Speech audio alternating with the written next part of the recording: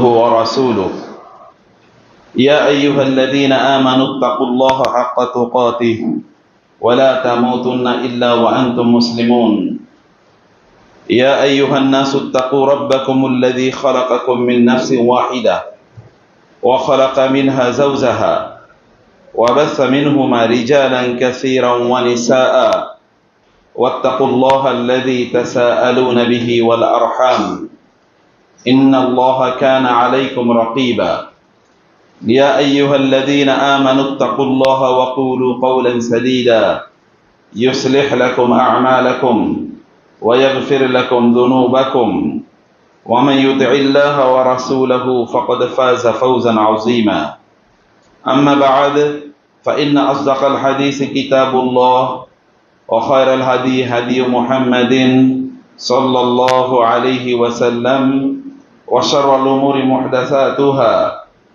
وكل محدثة بدعة وكل بدعة ضلالة وكل ضلالة في النار أما بعد فأعوذ بالله من الشيطان الرجيم بسم الله الرحمن الرحيم فإذا قضيت الصلاة فانتشروا في الأرض وابتغوا من فضل الله واذكروا الله كثيرا لعلكم تفلحون وإذا رأوا تجارة أو لهوا انفضوا إليها وتركوك قائما قل ما عند الله خير من اللهو ومن التجارة والله خير الرازقين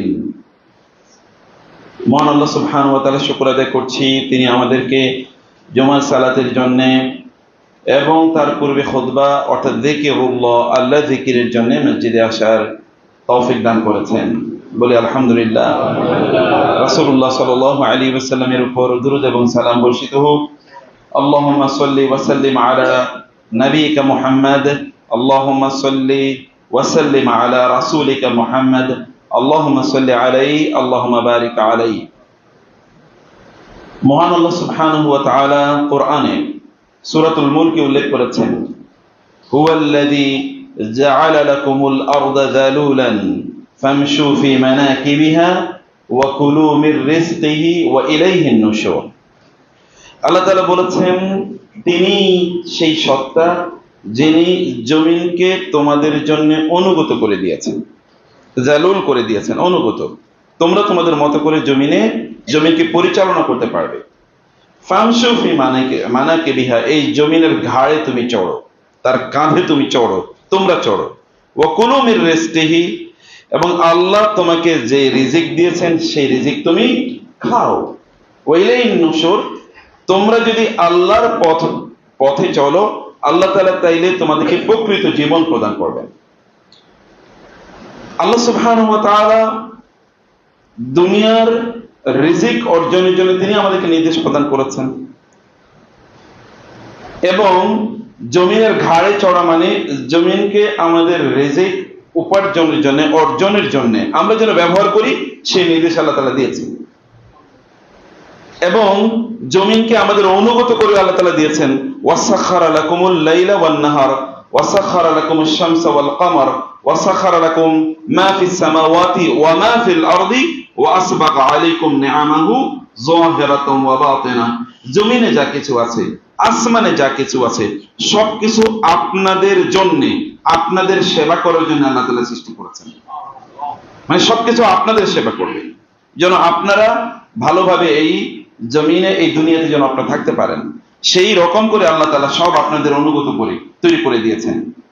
ওয়াত-তায়রু সাফাত ওয়াস-সাহাবিল মুসাখখারি Binance সামাই ওয়াল আরদ ওয়াস-সাহাবিল মুসাখখারি Binance সামাই ওয়াল আরদ। এমনকি আসমান এবং জমিনের মধ্যখানে ঝুলন্ত যে মেঘ, আপনি যে সাদা মেঘ অথবা কালো মেঘের যে ভেলা দেখতে পান, এগুলো আল্লাহ তাআলা আসমান এবং জমিনের মধ্যখানে আকাশে ঝুলন্ত রেখে দিয়েছেন।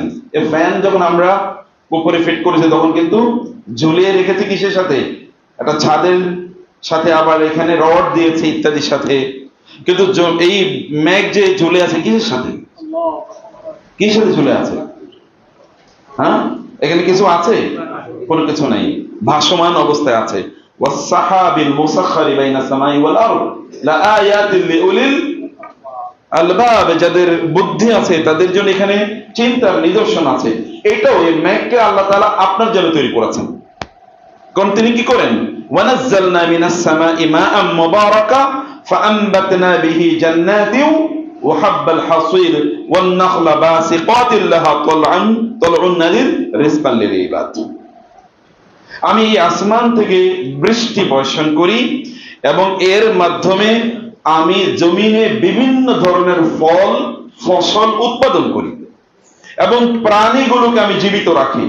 তোমাদের চিত্তাকর্ষক এবং তোমাদের দৃষ্টিকে আকর্ষণ করে এইরকম বিভিন্ন ধরনের চমৎকার ফল আমি উৎপাদন করে দিই, ফসল তোমাদের জন্য উৎপাদন করে দিই। কিন্তু আসমান থেকে পানি বর্ষণ করেন কে? আল্লাহ সুবহানাহু ওয়া তাআলা। কাদের জন্য বর্ষণ করেন? ফর ইউ পিপল, আপনাদের জন্য। আল্লাহ সুবহানাহু ওয়া তাআলা ওয়ালাকাদ কাররামনা বানি আদম ওয়া হামালনাহুম ফিল বাররি ওয়াল বাহর ওয়া রাযাকনাহুম মিনাত তাইয়্যিবাত ওয়া ফাদ্দালনাহুম আলা কাসীরিন মিম্মান খালাকনা তাফদীলা। সামনে এগিয়ে যাবেন, কারোর সাথে কেউ কোনো কথা বলবেন না। আমি আপনাদেরকে গুরুত্বপূর্ণ কিছু নসিহত আজকে করব, ওদের ভালো করে শুনতে হবে। এটা আপনাদের, it is for your benefit, it is for your benefit. এটা শোনার জন্য আসা ফরজ। এই খুতবা শোনার জন্য আসা কি ফরজ। এবং এই জায়গায় আমি আসতেছি, আলোচনাটা অনেকগুলো বিষয় বলবো আজকে ইনশাআল্লাহ। আল্লাহ তৌফিক দান করুন, আল্লাহুম্মা আমিন। রব্বি ইশরাহ লি সাদরি ওয়া ইয়াসসির লি আমরি ওয়াহলুল উকদাতাম মিন লিসানি ইয়াফকাহু কওলি। আল্লাহ তাআলা যেন আমাদেরকে উত্তম কথাগুলো বলার, উত্তম কথাগুলো উত্তম ভাবে শোনার তৌফিক দান করেন, আল্লাহুম্মা আমিন। প্রিয় ভাইরা, সম্মানিত বোনেরা, আল্লাহ সুবহানাহু ওয়া তাআলা তিনি আসমান থেকে বৃষ্টিও নাজিল করেন আপনাদের জন্য। ততটুকু বৃষ্টি তিনি নাজিল করেন যতটুকু আপনাদের জন্য প্রয়োজন, তার চেয়ে বেশি না। তার চেয়ে বেশি হলে কি হবে? বন্যা হবে। তার চেয়ে কম হলে কি হবে? খরা হবে। অতএব যতটুকু বেকদার, আল্লাহ তাআলা বলেছেন একেবারে কাদার, মানে হচ্ছে যতটুকু দরকার মেজারমেন্ট অনুসারে আমি তোমাদের জন্য বৃষ্টি নাজিল করি আসমান থেকে। আল্লাহ সুবহানাহু ওয়া তাআলা জমিনের ফসল তিনি আমাদের জন্য উৎপাদন করেন, বীজ কিভাবে অঙ্কুরিত হবে এবং এর জন্য সূর্যের আলোর ব্যবস্থা কি করেন? তিনি করেন। সূর্যের আলো যদি না থাকতো তাহলে সব বরফ হয়ে যেত না।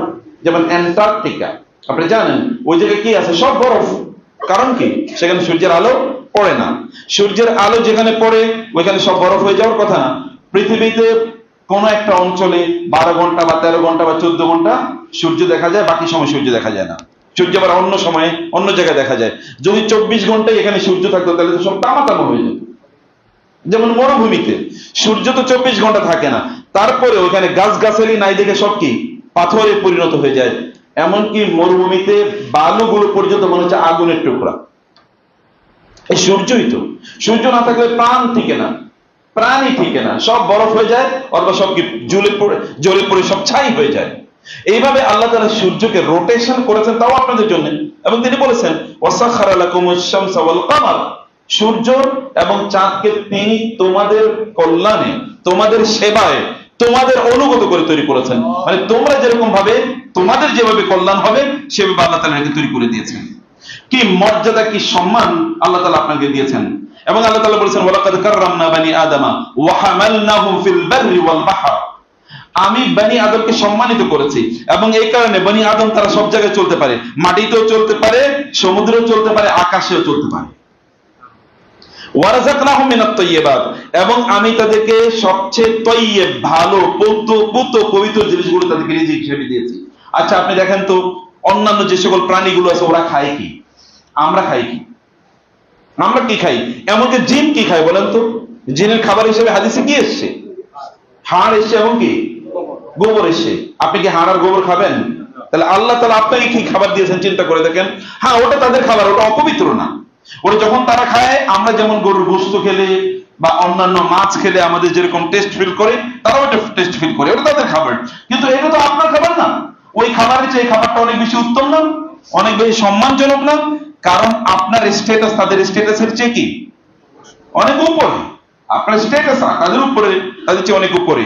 এমনকি আল্লাহ সুবহানাহু ওয়া তাআলা আপনাদের বাবাকে সৃষ্টি করার পর সবাইকে, ফেরেশতাদেরকে ইনক্লুডিং জিনদের সর্দার ইবলিসকে বলেছেন আদম আলাইহিস সালাতু ওয়াস সালামের জন্য সিজদা করার জন্য।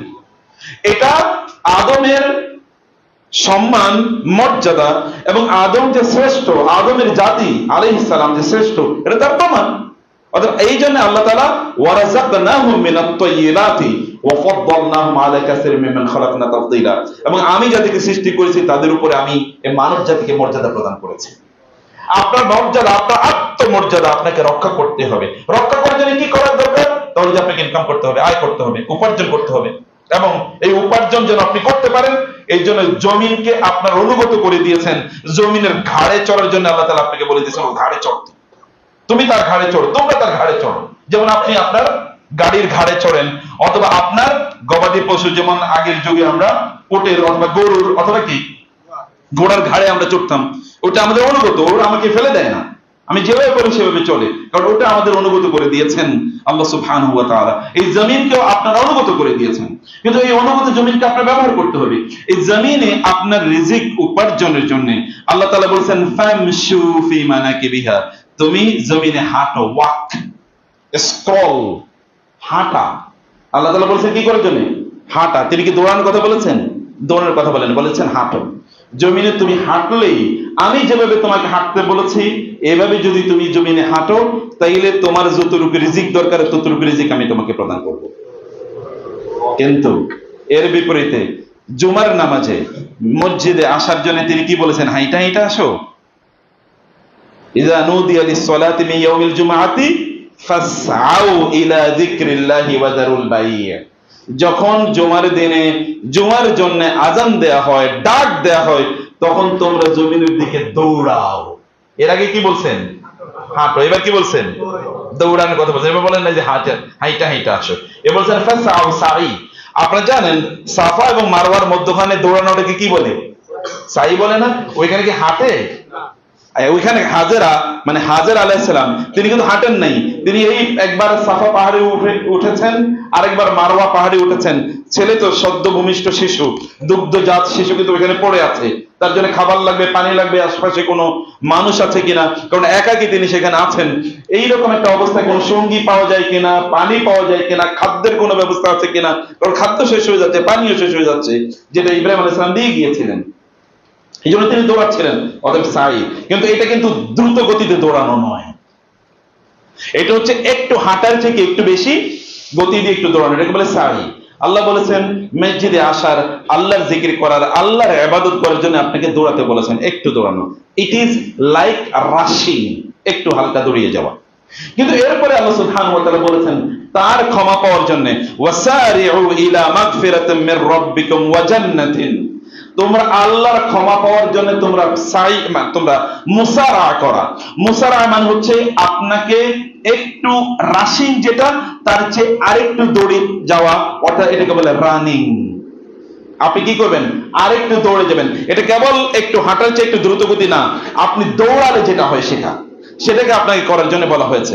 এবার আপনি দৌড়াবেন, কিন্তু এখানে আপনার কোনো প্রতিযোগী নাই, আপনি একাই দৌড়াচ্ছেন, আপনার সামর্থ্য অনুসারে আপনি দৌড়াচ্ছেন। মোটামুটি একটু হালকা হাঁটার চেয়ে একটু দ্রুত গতির চেয়ে আর একটু দ্রুত গতি, মানে আপনি দৌড়াচ্ছেন, কোন একটা কিছু আপনার লাগবে, দৌড়ে আপনি যাচ্ছেন। এটাকে আল্লাহ তাআলা বলেছেন কিসের জন্য? আল্লাহর ক্ষমা পাওয়ার জন্য। আল্লাহ সুবহানাহু ওয়া তাআলা যে ক্ষমা আপনাকে প্রদান করবেন, এই জন্য আপনাকে দৌড়াতে বলেছেন আল্লাহ সুবহানাহু ওয়া তাআলা। এর চেয়ে আরেকটু এক্সটেন্সিভ, ইন্টেন্সিভ রানিং এর কথা এবার আল্লাহ তাআলা বললেন। তারপর ওয়াসাবিকু ইলা মাগফিরাতিন মির রাব্বিকুম ওয়া জান্নাতিন আরদুহাস সামাওয়াতু ওয়াল আরদু উইদ্দাত লিল মুত্তাকিন, তোমরা জান্নাত পাওয়ার জন্য এবার তোমরা মুসাবাকা করো। মুসাবাকা মানে কি জানেন? ছোটবেলায় আমরা দৌড় দিয়েছিলাম, দৌড় প্রতিযোগিতা অংশগ্রহণ করেছি, কয়েকজন আমাদের সাথে থাকে, আমরা কি তখন একটু আস্তে আস্তে দৌড়াই নাকি প্রাণপণে আমার যত শক্তি আছে পুরাটা শক্তি ব্যবহার করে দৌড়াই? বলেন তো। পুরোটা শক্তি ব্যবহার করে দৌড়াই, কারণ ফার্স্ট হতে হবে, ফিনিশিং লাইন আছে, টার্গেট আছে, ওই যে ওইখানে ফিতা দেয়া আছে, ফিতাকে আগে স্পর্শ করতে পারে তিনি কি হবেন? ফার্স্ট হবেন, এবং তার জন্য প্রাইজ আছে। অতএব এখানে দৌড়াইতে হয় কি? জান্নাতের জন্য কেমন দৌড়ানো লাগে? প্রাণপণ দৌড়ানো লাগে। এটা কিন্তু দুনিয়ার দৌড়ের চেয়ে অনেক অনেক বেশি গতি সম্পন্ন। দৌড় কি এখানে শেষ না। কিছু কিছু লোক আছে তারা দৌড়ায়, কি আছে পিছনে সব থুইয়া ফালাইয়া দেয়া, কিচ্ছুর দিকে তাকায় না, সব ফেলে দিয়ে সে দৌড়ায় জীবন বাঁচানোর জন্য। এটাকে বলা হয় আল ফেরার, ফাফিরু ইলাল্লাহ। তোমরা কি করো?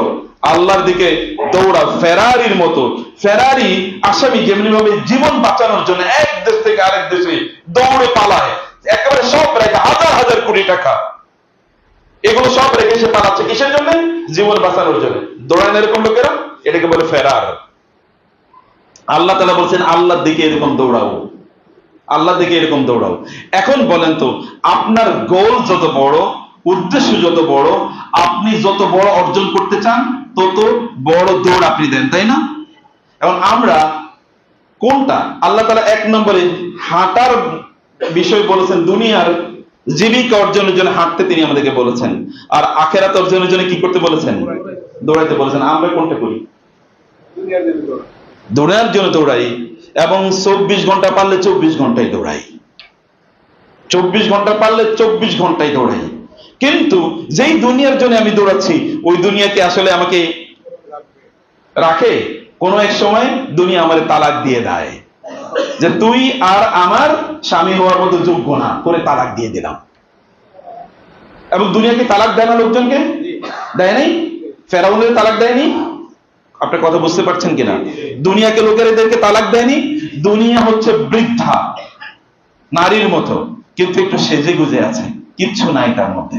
একজন বৃদ্ধা নারী বিয়ে করে আপনি করবেন কি? বৃদ্ধা, বড় বৃদ্ধা, হাঁটতেও পারে না, এরকম টুল করে হাঁটে, কিন্তু লিপস্টিক দিয়েছে, সুন্দর সুন্দর মেকআপ করেছে, অনেক সুন্দর জামা কাপড় পরেছে, গয়নাগাটি পরেছে, আপনি তো দেখে তার পিছনে ঘুরছেন।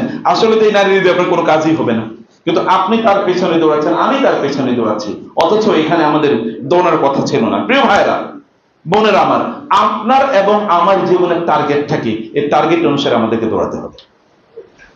কিন্তু আমরা বলছি না যে 24 ঘন্টায় আপনি কেবলমাত্র এই কথিত ইবাদত যেগুলো আছে এর পেছনে আপনি দৌড়াবেন। যেমন আপনি কেবল দৌড়ে মসজিদে আসবেন, আপনি কেবল দৌড়ে আপনি হজ করতে যাবেন, ওমরা করবেন, ইত্যাদি ইত্যাদি, অথবা রোজা রাখবেন, এই জায়গায় আপনি দৌড় দেবেন, দুনিয়াকে আপনি ইগনোর করবেন, আমি সে কথা বলছি না।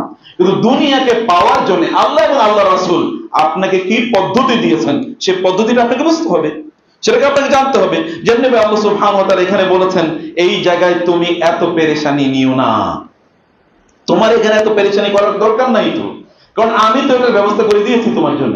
আমি যখন তোমাকে সৃষ্টি করেছি তখন কি তোমাকে রিজিক বাদ দিয়ে সৃষ্টি করেছি নাকি? সৃষ্টির আমাদের জন্মের কত বছর আগে, কোন এক বর্ণনার মতে তো 50,000 বছর আগে আল্লাহ তাআলা আমাদের রিজিক নির্ধারণ করে রেখেছেন। এবং আরেকটি সহিহ হাদিস অনুসারে আমরা যখন আমাদের মায়ের গর্ভে যখন বীর্য আকারে আসি, অতঃপর 120 দিন যখন এখানে থাকি, 120 দিনের পরে যখন আমাদের ইয়ের মধ্যে ওইখানে যে ফিটাস আছে এটার মধ্যে যখন রূহটা ফুঁকে দেওয়া হয়, তারপরে সেখানে 4টি জিনিস লেখার জন্য সিদ্ধান্ত দেওয়া হয় আল্লাহর পক্ষ থেকে, যে ও কি রিজিক পাবে এটা লিখে দাও। রিজিক তো নির্ধারিত করে দিয়েছেন আল্লাহ সুবহানাহু ওয়া তাআলা। এজন্য হাসান আল বসরি রাহিমাহুল্লাহ বলেছেন, যখন থেকে আমি বুঝতে পেরেছি আমার রিজিক নির্ধারিত, তখন থেকে আমি দৌড়ানো বন্ধ করে দিয়েছি। এখন তো আমার দৌড়ানো লাগে না, কারণ আমি জানি রিজিক নির্ধারিত, আমি যতটুকু করি আমি রিজিক পাবোই। কিন্তু তার মানে কি আপনি অলস হয়ে বসে থাকবেন, কোনো কাজ করবেন না? ব্যাপারটা কি এরকম? আল্লাহ তাআলা সূরাতুল জুমাতে বলেছেন, জুমাবার কিন্তু বছরের শ্রেষ্ঠতম দিন, সপ্তাহের শ্রেষ্ঠতম দিন না। কিসের দিন? বছরের সাইয়্যিদুল আইয়াম, বছরের শ্রেষ্ঠতম দিন কি? জুমার দিন। এই জুমার দিনে আপনি যখন খুতবা শোনেন তখন কিন্তু পর্যন্ত গাও চুলকানো যায় না, মনোযোগ দিয়ে কথাবার্তা শোনা লাগে। মানে প্রয়োজনে চুলকাবে সেটা বলছি, কিন্তু আপনি আনমন হয় একটু চুলকাইতেছেন, অমনের দিকে তাকাইতেছেন, ইত্তকার, এগুলো পুরাটাই কি? এমনকি কেউ আপনার পাশে কথা বললে তাকে বলা যায় না চুপ থাকো, এটা বলা যায় না। এমনকি সামনে যদি নুড়ি পাথর থাকে, এই পাথর একটু সরিয়ে দেয়া, যে ধুলাবালি পাথর, এগুলো সরানো যায় না। এরকম একেবারে left right left, military training এর মতো, রেজিমেন্টেশন পিরিয়ডের মতো এরকম টাইট হয়ে বসে থাকা লাগে।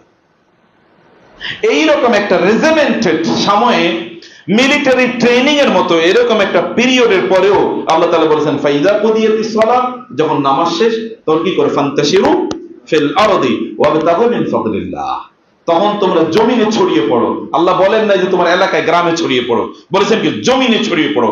Wherever you want to go, যেখানে তোমার যেতে মনে চায় সেখানে তুমি যাও। উদ্দেশ্য কি? ওয়াবতাগু মিন ফাদলিল্লাহ, আল্লাহ তাআলা তোমাকে যে রিজিক দেবেন বলে আল্লাহ সিদ্ধান্ত দিয়েছেন, সেই রিজিকটা এবার তালাশ করো। তুমি বসে থাকবে ঘরে আর তোমাকে আল্লাহ সুবহানাহু ওয়া তাআলা রিজিক পাঠিয়ে দেবেন, এটা আল্লাহ সুবহানাহু ওয়া তাআলা এর সুন্নাহ না। আল্লাহ সেটা দিতে পারেন, কিন্তু আল্লাহ সুবহানাহু ওয়া তাআলা সুন্নাহ না, আল্লাহ বলেছে তুমি কাজ করো। ওই কাজটাও যদি তুমি এই সিস্টেমে করো, তাহলে তুমি মসজিদে থেকে যে ইবাদত করতে, ওই রকম ইবাদত করার মতো সওয়াব তুমি পেয়ে যাবে। কিন্তু কাজটার সিস্টেমটা কি সেটি আল্লাহ সুবহানাহু ওয়া তাআলা আমাদেরকে জানিয়ে দিয়েছেন। প্রিয় ভাইরা, কোরআনে সূরাতুল মুজাম্মিল আল্লাহ তাআলা বলেছেন, আল্লাহ তাআলা জানেন যে ইন্না রাব্বাকা ইয়ালামু আন্নাকা তাকুমু আদনা মিন সুলুসাইল লাইলি ওয়া নিসফাহু ওয়া সুলুসাহু ওয়া তা'iফাতুম মিনাল্লাযীনা মা'াকা ওয়াল্লাহু ইউকাদ্দিরু আল-লাইলা ওয়ান-নাহার আলিমা আন লান তুহসুহু ফাতাবা আলাইকুম ফাকরাউ মা তায়াসসারা মিনাল কুরআন আলিমা আন সায়াকুনু মিনকুম মারাদা ওয়া আখারুনা ইয়াদরিবুনা ফিল আরদি ইয়াবতাগুনা মিন ফাদলিল্লাহ ওয়া আখারিনা ইউকাতিলুনা ফি সাবিলিল্লাহ ফাকরাউ মা তায়াসসারা মিন। আল্লাহ তাআলা বলেছেন আল্লাহর জমিনে যে সকল লোকেরা আছে এরা দুটো ভাগে বিভক্ত। একদল আল্লাহর রাস্তায় মুজাহিদ, আল্লাহর রাস্তায় তারা জিহাদ করে আল্লাহর দ্বীনকে সমাজে, জমিনে, দেশে, রাষ্ট্রে প্রতিষ্ঠা করার জন্য, এটা হচ্ছে একদল। ওয়া আখারুনা ইয়াদরিবুনা ফিল আরদি ইয়াবতাগুনা মিন ফাদলিল্লাহ। আরেক দল আছে তারা এই যুদ্ধের ময়দানে যায় না বটে, কিন্তু তারা আরেকটা যুদ্ধের ময়দানে আছে। সেই যুদ্ধটা হলো আয় ইনকাম, টাকা পয়সা ইনকাম করার যুদ্ধ। এবং তাদের টাকা পয়সা ইনকাম করার একটা মৌলিক পারপাস হচ্ছে আল্লাহর দ্বীন, আল্লাহর জমিনে আল্লাহর দ্বীন প্রতিষ্ঠার যত কাজ আছে, যেমন মসজিদ নির্মাণ করা, মাদ্রাসা নির্মাণ করা, অথবা দ্বীনি দাওয়াতি কাজ করা, এই কাজগুলোতে তো টাকা লাগবে, এই টাকাগুলো তারা যোগান দেয়। দল কয়টা? বুঝেন নাই আমার কথা? দল কয়টা? দুইটা। একটা দল আল্লাহর রাস্তায় জিহাদ করে, যুদ্ধ করে, যুদ্ধ বিভিন্ন ভাবে করে, যুদ্ধ কেবলমাত্র অস্ত্র দিয়ে করে না, যুদ্ধ আলেম ওলামায়ে কেরাম তাদের কি দ্বীনি ইলমের মাধ্যমে, দাওয়াতি কাজের মাধ্যমে তারা যুদ্ধ করে। কিন্তু এই দাওয়াতি কাজগুলো মসজিদে তারা খুতবা দেবে, মাদ্রাসায় গিয়ে তারা আলোচনা করবে, বিভিন্ন হালাকা সেশন তারা করবে, কিন্তু এই মসজিদ মাদ্রাসা নির্মাণ করার জন্য এই আলেমরা টাকা পাবে কই? সে তো এই কাজেই ব্যস্ত। তাহলে আরেক দল লোক, এরা তো এই জায়গায় যুদ্ধ করছে, অথবা রাস্তায় যারা, অথবা যারা আল্লাহর রাস্তায় যুদ্ধ করার জন্য যারা যাবে, তাদের অস্ত্র কিনে দেওয়া লাগবে না? অস্ত্র কিনবে কোথেকে তারা? অথবা সেখানে অস্ত্রই কেবল, ঘোড়াও তো লাগবে। তৎকালীন যুগের যুদ্ধের জন্য ঘোড়া লাগবে, তীর লাগবে, বর্ষা লাগবে, ঢাল লাগবে, তলোয়ার লাগবে। এগুলো তারা কোথেকে কিনবে? এগুলো কেনার জন্য পয়সা তো তাদেরকে দেওয়া লাগবে। ওই পয়সা দেবে আরেক দল, অথবা উভয় পক্ষ মিলে কি মুজাহিদ গ্রুপ। এখানে একটা দল, ওইখানে একটা দল, এই উভয় পক্ষ মিলে একটা মুজাহিদ গ্রুপ। এই মুজাহিদ গ্রুপের এই সমন্বিত কার্যকলাপের মাধ্যমে আল্লাহর জমিনে আল্লাহর দ্বীন প্রতিষ্ঠিত হবে। তার মানে আয় ইনকাম করে কি ছোট কাজ? বুঝেন নাই? আয় ইনকাম করে কি ছোট কাজ? অনেক বড় কাজ। আপনিও কিন্তু জিহাদ করছেন, আপনিও জিহাদ করছেন, আয় ইনকাম আপনাকে করতে হবে। এবং আয় ইনকাম করার জন্য আপনাকে অবশ্যই আল্লাহ এবং আল্লাহ রাসূল যে পদ্ধতি আপনাকে দেখিয়ে দিয়েছেন, সে পদ্ধতি আপনাকে অবলম্বন করতে হবে। যেমন ইসলাম কোন একজন মানুষকে অপ্রয়োজনে সময় নষ্ট করাকে অনুমোদন করে না। আচ্ছা, আপনারা দেখেন তো কোরআনে আল্লাহ সুবহানাহু ওয়া তাআলা আকিমুস সালাতা ওয়া আতুজ যাকাতা বারবার কেন বলেছেন? কেন বলেছেন? আকিমুস সালাতা আতুজ যাকাতা, আকিমুস সালাতা ওয়াসুমু, আকিমুস সালাতা ওয়া হাজ্জু। তিনি বলতে পারতেন এই কথা যে তোমরা নামাজ আদায় করো এবং হজ করো, অথবা নামাজ আদায় করো এবং কি করো? রোজা রাখো, অথবা নামাজ আদায় করো এবং ঈমান আনো। এটা তিনি বলতে পারতেন, কিন্তু তিনি বলছেন আকিমুস সালাতা ওয়া আতুজ যাকাতা, ঈমান, নামাজ আদায় করো এবং কি যাকাত দাও। তার মানে আপনার ফান্ডামেন্টাল দুটো কাজ আছে। আপনি কেবল নামাজ আদায় করলেন, যাকাত দিতে পারলেন। এখানে আমি যদি হাত তোলেন, কয়জন লোক যাকাত দেন বলেন তো? আমি হাত তুলতে বলছি না আপনাদেরকে, আপনারা দেখবেন যে অধিকাংশ হাতই তোলেন না। দুইটা কারণে, যাকাত দেওয়ার হয় আপনি উপযুক্ত না, অথবা যাকাত যে দিতে হয় এটা আপনি বুঝেনই না। আসে কিনা বলেন? যাকাত যে দিতে হয় এটা আপনি বুঝেনই না, এই অনুভূতি আপনার মধ্যে নাই। আপনি কেবল নামাজ পড়তেছেন, তো যাকাতের অবস্থা কি হবে? যাকাত কি ফরজ না নামাজের মতো? সাহাবায়ে কেরামদের মধ্যে আবু বকর রাদিয়াল্লাহু তাআলা আনহুর কাছে একদল, তারা যাকাত দিতে আবু বকরের কাছে যাকাত দেবেন এটা অস্বীকার করেছে রাদিয়াল্লাহু তাআলা আনহু। আমরা যাকাত দেব, কিন্তু আমরা পার্সোনালি দেব, আমার মতো করে ক্যালকুলেশন করব, যা মনে চায় তা দেব, কিন্তু আবু বকর রাদিয়াল্লাহু তাআলার কাছে যাকাত দেব না। রাসূলুল্লাহ সাল্লাল্লাহু আলাইহি ওয়াসাল্লাম যতদিন ছিলেন তিনি নবী ছিলেন, তার কাছে দিয়েছি, কিন্তু আবু বকরের কাছে কেন দেব? ক্যালকুলেশন এই জায়গায় ভুল করছে, ইজতিহাদে ভুল করেছে। আবু বকর রাদিয়াল্লাহু তাআলা কি বলেছেন? ওয়াল্লাহি লাউ কাতিলান্না মান ফাররাকা বাইনাস সালাতি ওয়াজ যাকাতি, আল্লাহর কসম, যে বলবে আমি নামাজ পড়বো কিন্তু আবু বকরের কাছে যাকাত দেব না, আমি ওর বিরুদ্ধে জিহাদ করব, যুদ্ধ করব। এবং যুদ্ধ করেন নাই তিনি? করেছেন তো তিনি যুদ্ধ। কারণ আমাদের বিরুদ্ধে কি পরিমাণ, আবু বকর যদি আজকে বেঁচে থাকতো তাহলে সবার বিরুদ্ধে আজকে একটা যুদ্ধ লেগে যেত, সবার বিরুদ্ধে যুদ্ধ লেগে যেত। কারণ আমরা তো আকিমুস সালাহ খুব ভালো করে বুঝছি, কিন্তু আতুজ যাকাতে একটু বুঝি নাই। ইল্লাল্লাযিনা, আল্লাহ তাআলা বলেছেন সূরাত তাওবাতে কাফের এবং মুশরিকদের কথা বলে, তবে যারা ঈমান এনেছে এবং মানে আকামুস সালাতা ওয়া আতাউজ যাকাতা ফাখাল্লু সাবিলাহুম, যারা ঈমান এনেছে, নামাজ আদায় করেছে, যাকাত প্রদান করেছে, তারা তোমাদের বন্ধু, বাকিরা শত্রু। বাকিরা শত্রু, তাদের বিরুদ্ধে যুদ্ধ হবে, জিহাদ। এটাও কিন্তু জিহাদ, এটাও যুদ্ধ। লা উকাতিলান্না। এবং আবু বকর রাদিয়াল্লাহু তাআলা এই কথার পর ওমর রাদিয়াল্লাহু তাআলা এসে কি বললেন? প্রথমে তিনি রাজি হন নাই, পরে তিনি বুঝলেন যে না, আবু বকর যা বলছেন তাই তো সত্যি। এবং এরপর রাসূলুল্লাহ সাল্লাল্লাহু আলাইহি ওয়াসাল্লামের কথা তারা মনে পড়ে গেল। রাসূলুল্লাহ বলেছেন, যেই ব্যক্তি সালাত আদায় করবে এবং যাকাত প্রদান করবে, ওই ব্যক্তি ফাকাদ আসামু মিন্নি দিমাআহুম ওয়া আমওয়ালাহুম ওয়া হিসাবুহুম আলাল্লাহ, এই সকল ব্যক্তিরা তারা তাদের সম্পদ এবং তাদের জীবন আমার কাছ থেকে রক্ষা করলো। যদি তারা যাকাত আদায় না করে, তাহলে তাদের সম্পদ অথবা তাদের জীবন আমার কাছ থেকে রক্ষা পাবে না, আমি ওদের বিরুদ্ধে যুদ্ধ করব। কারণ সেই যাকাত কেন দিল না? ওমর রাদিয়াল্লাহু তাআলা বুঝলেন না, আবু বকর রাদিয়াল্লাহু তাআলা আনহু এই হাদিসের উপর ভিত্তি করে তিনি বলেছেন এদের বিরুদ্ধে যুদ্ধ করবেন, মুনকিরিনের যাকাত অথবা মানিই আয-যাকাত, এবং তিনি তাদের বিরুদ্ধে যুদ্ধ করলেন। ওমর রাদিয়াল্লাহু এসে বললেন, আল্লাহি লাকাদ আলিমতু আন্নাল্লাহ ক্বাদ শারাহা সাদরা আবি বকর লিল কিতাল, আমি বুঝতে পেরেছি আল্লাহ তাআলা আবু বকর রাদিয়াল্লাহু তাআলা আনহুর অন্তরটাকে যুদ্ধের জন্য প্রশস্ত করে দিয়েছেন, যুদ্ধের জন্য প্রশস্ত করে দিয়েছেন। এবং এই কারণে আবু বকর রাদিয়াল্লাহু তাআলা আনহু কথা ঠিক, আবু বকর রাদিয়াল্লাহু তাআলা আনহু বলেছেন, লাউ মানাউনি ইকালান কানু ইউআদ্দুনাহা ইলা রাসূলিল্লাহি সাল্লাল্লাহু আলাইহি ওয়াসাল্লাম লাকাতালতুহুম আলা মানইহা, আল্লাহর কসম, তোমরা তো এখন হাজার হাজার লাখ লাখ কোটি কোটি টাকার হিসাব করো। আবু বকর রাদিয়াল্লাহু আনহু বললেন, কোন একজন ব্যক্তি উটের রশির যাকাত দিতে যদি অস্বীকার করে, উটের রশি, রশির দাম কত বলেন? উটের দাম বেশি, রশির দাম কত? উটের রশির যাকাত দিতেও কেউ যদি অস্বীকার করে, আমি তার কারণেও তার বিরুদ্ধে যুদ্ধ করব। এখন আমাদের বাসায় 50-60 হাজার টাকা কার কাছে নাই বলেন? আমাদের বছরের সকল খরচ মেটানোর পরে 50-60 হাজার টাকা, 70 হাজার টাকা কার বাসায়? 52.5 তোলা রূপার দাম এখন 50-60 হাজার টাকার বেশি না, অথবা 70 হাজার টাকা ধরলাম, কার বাসায় 70 হাজার টাকা নাই? কার বাসায় নাই? প্রত্যেকের আছে, তার মানে প্রত্যেকে যাকাত দেওয়ার উপযুক্ত। আর আবু বকর রাদিয়াল্লাহু তাআলা আনহু যুদ্ধ করে আপনার কাছ থেকে টাকা আদায় করে নিত, যাকাতের টাকা। কারণ দুটো একান্ত একসাথে যায়। আমি এই জায়গায় আলোচনা করতে চাই না, আমি যেটা বলতে চাই, আপনাকে তো যাকাত দিতে হবে যদি আপনি পরিপূর্ণ পারফেক্ট ইমানদার হতে চান। ইসলামের 5টা স্তম্ভ, আপনি কেবল একটা নিয়ে সবসময় পড়ে আছেন, বাকিটা কে করবে? সেটা করার কি সওয়াব নাই? যাকাত দিলে কি সওয়াব নাই? আছে কিনা? যাকাতের কি উদ্দেশ্য এমনি আল্লাহ তাআলা এটাকে ইসলামের 3 নম্বর স্তম্ভ বানাইছেন? ঈমান, সালাত এবং কি যাকাত, এটাকে এমনি আল্লাহ তাআলা 3 নম্বর স্তম্ভ বানালেন। তাহলে তো তিনি হজকে 3 নম্বর বানাতে পারতেন, বা রোজাকে তিনি 3 নম্বর বাজাতে পারতেন। আমরা তো বলি নামাজ রোজা, নামাজ রোজা। আল্লাহ কি বলেছেন? নামাজ রোজা নাকি নামাজ যাকাত? কথা বুঝেন নাই? আল্লাহ তাআলা কি নামাজ রোজা বলেছেন নাকি নামাজ যাকাত বলেছেন? নামাজ যাকাত বলেছেন। আল্লাহ বলেছেন আকিমুস সালাতা আতুজ যাকাতা, আর আপনি বলেন যে নামাজ রোজা। তার মানে আমাদের প্রবলেম আছে, টার্মিনোলজির মধ্যে প্রবলেম আছে, কারণ আমরা যাকাত ফাঁকি দিতে চাই না। যাকাত কেবলমাত্র অর্থের যাকাতই না, ফসলের যাকাত হয়, সেটা আমি ভিন্ন কথা বলছি। প্রিয় ভাইরা, যাকাত দেওয়ার জন্য উপযুক্ততা অর্জন করা, এটা এক ধরনের জিহাদ।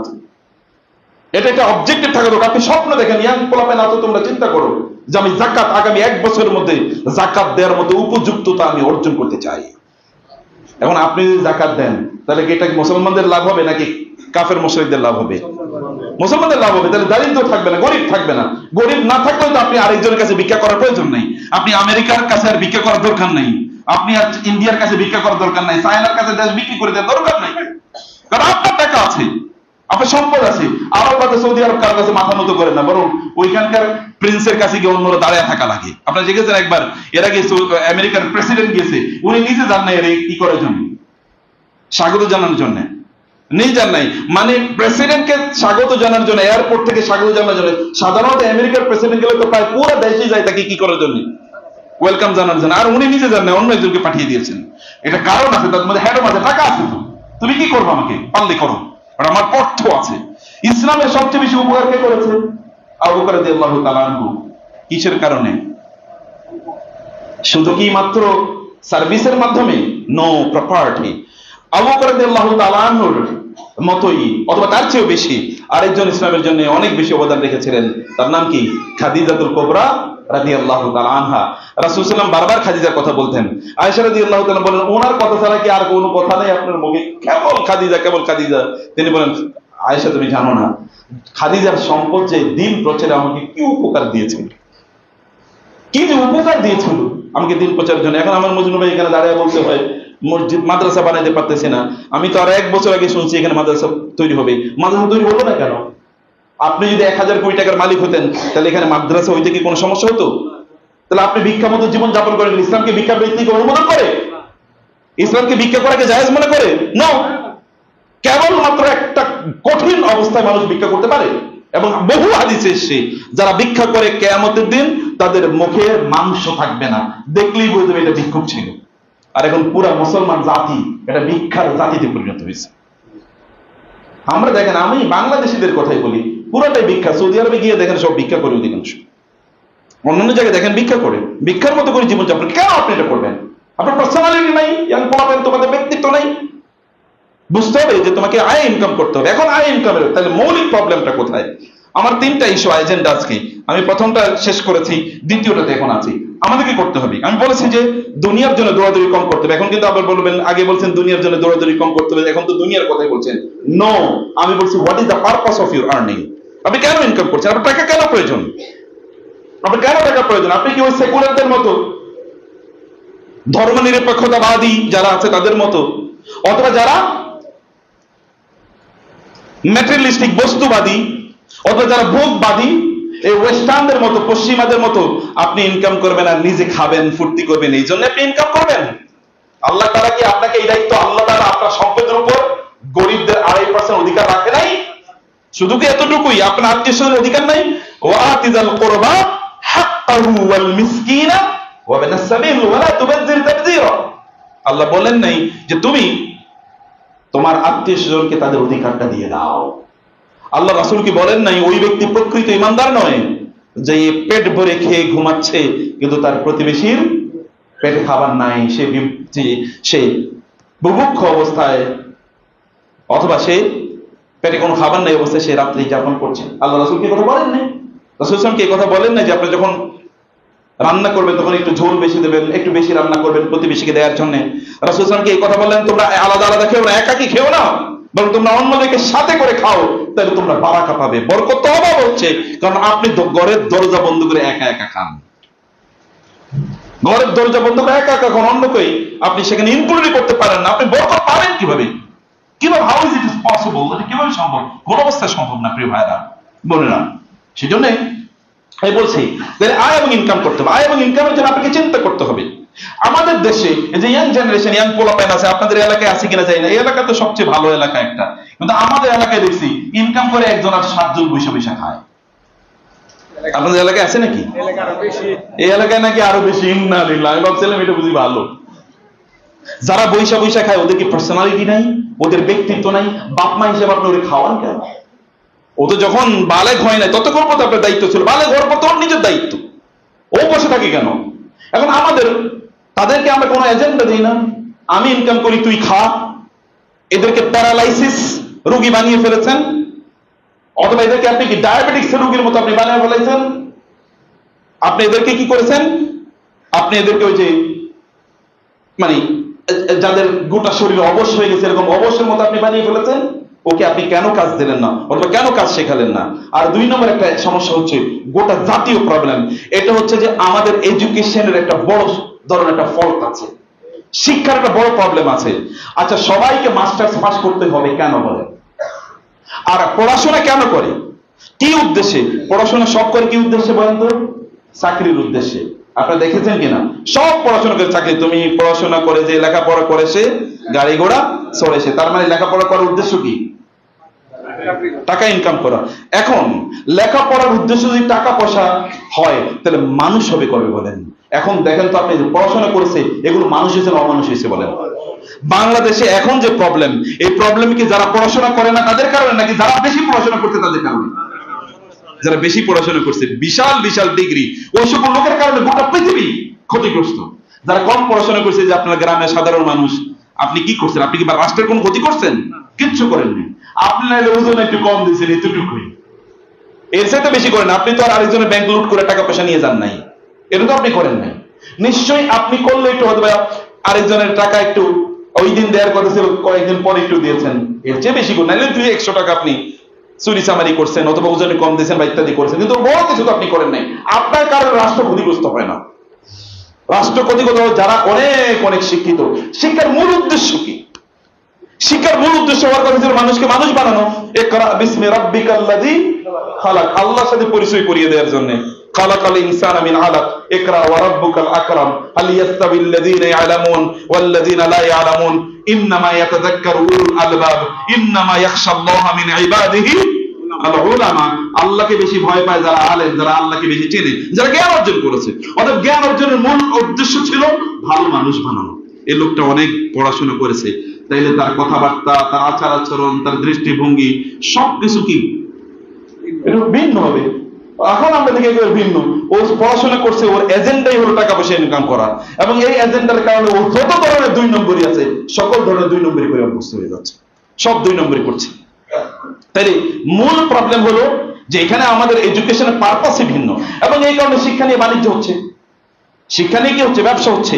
এত এত এত এত এত এত গ্রাজুয়েট ইউনিভার্সিটি থেকে বের হচ্ছে, মাস্টার্স ডিগ্রি করা, ইত্যাদি ইত্যাদি করা, কিন্তু চাকরির বাজারে কোনো কি নাই, চাকরি নাই। এখন তারা আন্দোলন করে 32 বা 35 বছর বয়স পর্যন্ত আমরা যেন সরকারি চাকরিতে ঢুকতে পারি, এই সুযোগ আমাদেরকে দেওয়া হোক। 35 বছর বয়সে তোমার তুমি আর রিটায়ারমেন্টে থাকার কথা, তুমি তো তখন অবসর নেবা। এখন তুমি তোমার পরিবারের সময় দেবা, রাষ্ট্রকে প্রতিষ্ঠা করার জন্য, সমাজকে প্রতিষ্ঠা করার জন্য সময় দেবা। তোমার লজ্জা করে না তুমি 35 বছর বয়সে চাকরিতে ঢুকতে চাও? মানুষ 35 বছর বাঁচে নাকি? এই 35 বছর বয়সে চাকরিতে ঢুকছে। এই যে ইয়াং পোলাপাইন দেখবেন জুতার তালি মানে তলা ক্ষয় করে ফেলতে চাকরির পিছনে ঢুকার জন্য। তোমার লজ্জা করে না, তুমি চাকরি করবে কেন? তোমার কি আর কোনো কাম নাই? আপনাদের আর কোনো কাম নাই কেন? আর কোনো বাণিজ্য নাই, ব্যবসা বাণিজ্য নাই? আল্লাহ সুবহানাহু ওয়া তাআলা কি কেবল চাকরির কথাই বলেছেন? তিনি কি ব্যবসার কথা বলেন নাই কোরআনে? লা তাকুলু আমওয়ালাকুম বাইনাকুম বিল বাতিল ইল্লা আন তাকুনা তিজারাতান আন তারাদিম মিনকুম। ব্যবসার কথা হাল আদুল্লুকুম আলা তিজারাতিন কথা বারবার বলেছেন। আল্লাহ রাসূল সাল্লাল্লাহু আলাইহি ওয়াসাল্লাম বলেছেন ব্যবসার মধ্যে কি আছে? বারাকা আছে।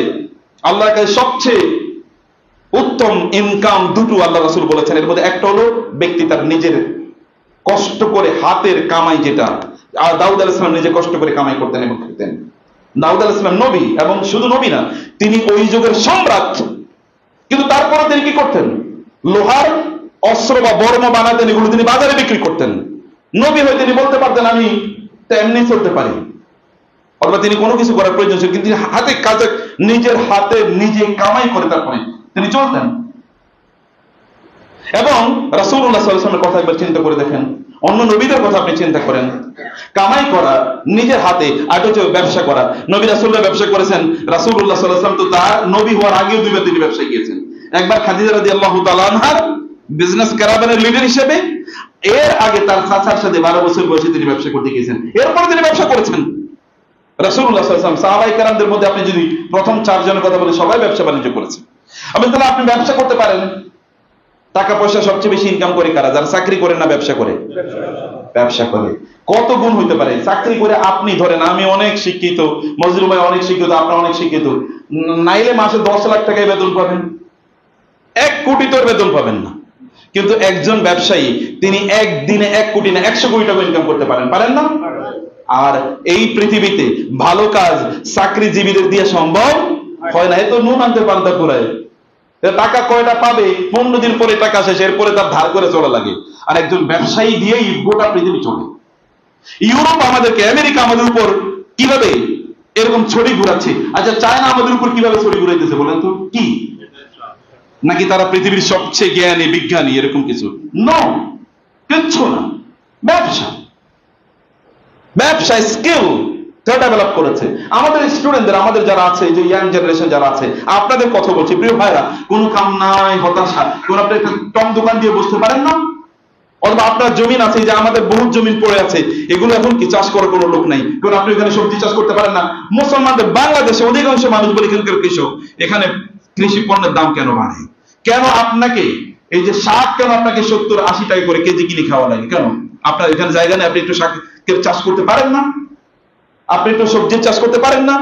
আপনি একটু ধানের চাষ করতে পারেন না? এগুলো দাম কেন বাড়ে? আপনাকে মাছের চাষ করতে পারেন না? আপনি ইচ্ছা করলে করতে পারেন, কিন্তু আপনি কি বগরে বেগাড়া বা ভাগাড়া এরকম টাইপের আপনি চলবেন। অথবা পোলা প্যান্ডার বানাইছে আমরা অধিকাংশ এরকম। এবং অধিকাংশ লোকই তারা পড়াশোনা করছে, কি কারণে পড়তেছে কেউ জানে না। যে যে সাবজেক্টে পড়ে ও কি ওই সাবজেক্টে চাকরি করে পড়ে? আমার কথা বুঝতে পারে না হয়তো অনেকেই। আপনার ছেলে যে সাবজেক্টে পড়বে ও কি ওই সাবজেক্টে চাকরি করবে? আমি সেদিন গত কয়েকদিন আগে আমার খুবই ব্রিলিয়ান্ট ছাত্রদের মধ্যে একজন, সে কম্পিউটার সায়েন্সের অনেক বড় ছাত্র, কিন্তু এখন চাকরি করতেছে ঠিক ওই যে জমির যেটাকে বলে মানে এসিল্যান্ড হিসেবে চাকরি করতেছে। এসিল্যান্ডের সাথে কম্পিউটার সায়েন্সের কি সম্পর্ক? সম্পর্ক আছে? কোনো সম্পর্ক নাই, কিন্তু ওই চাকরি করতেছে। অর্থাৎ আপনি যেটা পড়বেন ওইটা যে আপনার কর্মজীবনে কাজে লাগবে কোনো গ্যারান্টি নাই। অধিকাংশ লোকে সেটা করে না। তাহলে আমরা আসলে পড়াশোনা করার মূল উদ্দেশ্য হচ্ছে, আপনাদেরকে বলে যাচ্ছি এটা ভালো করে শুনুন, পড়াশোনা করার মূল উদ্দেশ্য হচ্ছে আমরা ভালো মানুষ হব। পড়াশোনা করছে ছেলেটা খুবই পড়াশোনা, ওর মধ্যে চালচলন, আদব, লেহাজ, আখলাক এগুলো খুবই ভালো।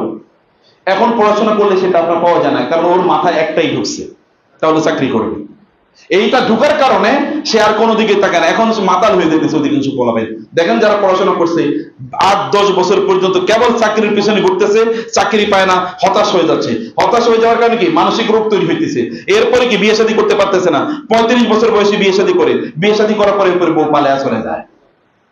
কারণ এই বুড়ার কাছে আমি কি কারণে বিয়ে বইছি, এ তো দুনিয়াও বুঝে না, আগেরও তো বুঝে না, কিচ্ছু বুঝে না। 35 বছর বয়স তো বিয়ে বয়স না, বিয়ের বয়স 22-25 বছর, তো বিয়ে করবে কিভাবে? এত চাকরি করে না। আপনি বলেন পোলা এখনো চাকরি করে না, অথবা এখন কি প্রতিষ্ঠিত হয় না, ওরে কি বিয়ে করাবো? ওরেও খাওয়াই, ওর বউরও খাওয়াবো আমি, ওর পোলা পানিও আমি খাওয়াবো, এরকম মানসিকতা ডেভেলপ করছে। আমি আলোচনা করছি না, আমি বলছি যখন বিয়ে হয় দেরিতে তখন কি হয়? অধিকাংশ মেয়েদেরই তাদের অপরাধে তারা জড়িয়ে যাচ্ছে। অধিকাংশ ছেলেরাই তার যৌবনে তাদের চাহিদা আছে, এই চাহিদার কারণে সে অপরাধে জড়িয়ে যাচ্ছে এবং আত্মহত্যা রেট বাড়ছে, হতাশা বাড়ছে। পরবর্তীতে পরিবার পরিজনগুলো কোনোভাবে চলে না, এদের পোলা মেয়ে হইতেছেন। এখন বাংলাদেশের পপুলেশন নেগেটিভ। আপনাদের এখন যারা বুড়োরা আছেন, আপনারা দেখবেন আপনার বাবার ছেলে মেয়ে, আপনার ছেলে 10 জন, আর এখনকার পোলা মেয়ের ছেলে মেয়ে কয়টা হয়? 1 বা 2টা। এরপরে তো আবার বউ কাইত, আর হইতে পারতেছে না। আমার মা আমাকে বলেছে যে আমাকে পেটে নিয়ে তিনি সকল কাজ করছেন, এমনকি যেদিন জন্ম দিয়েছেন তখন তো আর সিজার মিজার কিছু এগুলো চিন্তা করা যায় না, তখন সিজার টিজার নাই। বলছে তোমাকে জন্ম দেওয়ার পরের দিন থেকে আমি রান্না বান্না শুরু করে দিয়েছি, কারণ আমার রান্না করে, আমার শাশুড়ি একটু বৃদ্ধা, আমাকে রান্না করে খাওয়াইতেন। এখন বলেন তো, সিজার কইরা এমনি তো কোনো কাম করে না, এরপরে সিজার করা লাগে, সিজার করার পরে আর কোনো কাম করা যায় না। এখন তো অবশ, এখন বৈশা বৈশা রানীর মতো খাওয়ানো লাগে তাকে। অধিকাংশ নারীদের অবস্থা এরকম। প্রবলেমটা কোথায়? প্রবলেমটা তো এই জায়গায়।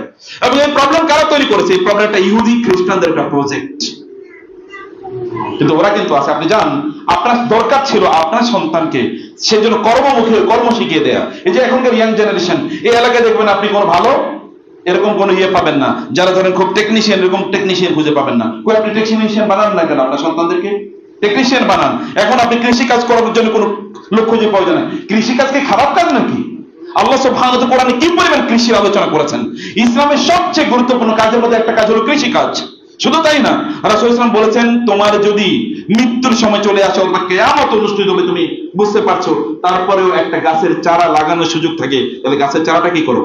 লাগাও। রাসূল সাল্লাল্লাহু আলাইহি ওয়াসাল্লাম কি কথা বলেন নাই, কেউ যদি কোন গাছের চারা লাগায় তাইলে ওই গাছ থেকে যে ফল হয়, এই ফল যদি সে খায় তাহলে সওয়াব পাবে, যদি পথিকরা খায় তাহলে সওয়াব পাবে।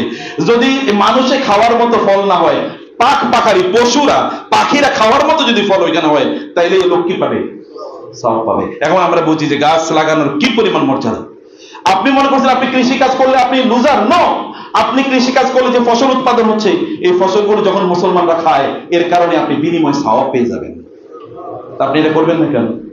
আপনি এটা করবেন না কেন? কে আমাদের মধ্যে কনসেপ্ট ঢুকালো সার্ভিস, চাকরি চাকরি চাকরি মানে তো চাকরগিরি করা। আপনি চাকরগিরি করা ছাড়া কোনো কাজ নাই?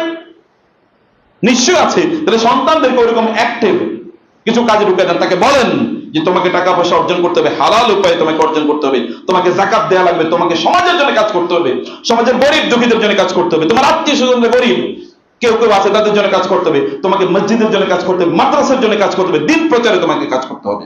দিনের জন্য তুমি ফিজিক্যালি তুমি সময় দিতে পারবে না, ইন্টেলেকচুয়ালি তুমি সময় দিতে পারবে না, কিন্তু টাকা দিয়ে তুমি দিনের পক্ষে কাজ করো। এটা বলতে হবে, এরকম লোক লাগবে, এটা আপনাকে করতে হবে। এমন এই অনুমতি ওদের মধ্যে তৈরি করে দেন, ওদেরকে স্কিল ডেভেলপ করেন, ওদের মধ্যে স্কিল ডেভেলপ। আপনি জাপানি গিয়ে দেখেন কতজন মানুষ আপনি পাবেন এমএ পাস, জার্মানিতে যান কতজন এমএ পাস পাবেন, এই চায়নাতেই যান দেখেন না কয়টা এমএ পাস, মানে ওই রকম হায়ার ডিগ্রি নেবে। দরকার নাই তো, আপনি ইন্টারমিডিয়েট অথবা এতটুকু যথেষ্ট।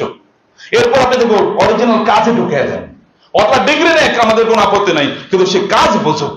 ওই চাকরি তথাকথিত ইত্যাদির পেছনে তাকে ঢুকাবেন না। এর মধ্যে যে এই যে 8 বছর 7 বছর 6 বছর 5 বছর এর মধ্যে যে সময় কাটালো, এর জন্য কে জবাবদিহি করবে? আল্লাহ তাআলার কাছে অবশ্যই জবাবদিহি করতে হবে আপনাদেরকে। কারণ আমাদের জীবন এটা আমাদের জন্য আল্লাহর পক্ষ থেকে সবচেয়ে বড় নিয়ামত। সময় আল্লাহর পক্ষ থেকে সবচেয়ে বড় নিয়ামত। আমরা কাজ করি কিসের মধ্যে? সময়ের মধ্যে না? আমরা আল্লাহর কাছে সময় তো চাই। রব্বানা আখিরিনা ইলা আজালিন করিম ফাআসসাদদাক ওয়া আকুম মিনাস সালিহিন। আল্লাহ আরেকটু সময় দাও না, আরেকটু সময় দাও না, সময় তো চাই। আমরা 24 ঘন্টা সময়ের মধ্যে কাজ করি। যারা বিজি, যেমন আপনি মজনু ভাইকে যদি বলেন, ওই যদি বলবেন আল্লাহ আমি যদি আরো অনেক সময় পেতাম তাহলে আরো অনেক কাজ করতে পারতাম। ভালো মানুষরা কাজ করে, আর আপনি মনে করেন আরে সময় যায় না কেন? সময় যাবে কিভাবে? ওর তো কোনো কাম নাই, ওরে কাম দেন, গিভ দেম ওয়ার্কস, তাদেরকে কাজ দেন। ছোট ছোট বাণিজ্যে তাদেরকে ঢুকিয়ে দেন, ছোট ছোট ব্যবসা তাদেরকে ঢুকিয়ে দেন। শুরু করি, start with very little enterprise, ছোট্ট করে শুরু করুক। কোনো এক সময় বিশাল বড় এটা হবে। যারা বড় হয়েছে তারা কি লাভ দিয়ে বড় হয়েছে? নো, তারাও খুব ছোট করে শুরু করেছে। ছোট করে শুরু করতে দেন, একটা নতুন আইডিয়া তাকে দেন, নতুন আইডিয়া নিয়ে তারা কাজ করুক। এন্টারপ্রেনিয়রশিপ, মুসলমানরা গোটা পৃথিবী প্রায় 1200-1300 বছর গোটা পৃথিবী শাসন করেছে। কিছুর উপর ভিত্তি করে জানেন? 3টা জিনিসের উপর ভিত্তি করে। এর মধ্যে 1 নম্বর ছিল নলেজ, জ্ঞান।